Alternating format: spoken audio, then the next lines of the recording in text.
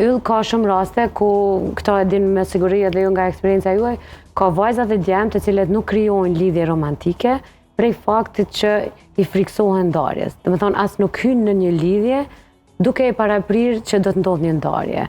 A është edhe kjo burimi i kësaj që po flasim? Sigurisht, kjo mund të bërej për shkak prej eksperiencave të mëhershme. Për shembull, nëse një person për shembull ka përjetuar disa lidhje dhe ndarje një pasnjëshme, atëherë normalisht që kjo është një traumë në vete.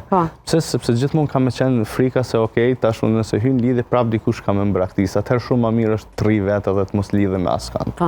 Ose kjo ndodh për shembull edhe te persona për shembull të cilët nuk përfshihen në shoqëri. Pra nuk socializohen shumë. Sepse thotë nëse unë hy brenda në rrethin shoqëror, atëherë unë kam u ekspozu një farë mënyrës që jam shumë i brisht, shumë fragjil, edhe thotë ata pastaj kanë më mbraktis kur më njohin mua në vërtetë se si jam unë.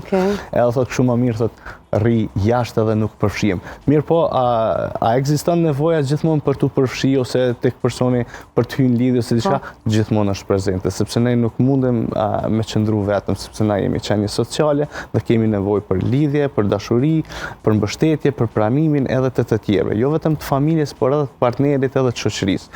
Kështu që do thotë këto mekanizma ose që i vrejmë në jetën e përditshme se si operojnë këta persona gjithmonë është për shkak të pasigurive që janë krijuar më herët, qoftë ndoshta prej dështimeve që kanë qenë më herët, qoftë ndoshta edhe prej mospranimit ndoshta më herët në periudhat e shkollës fillore të mesme, po qoftë edhe në fëmijëri ose në raport me prindërit.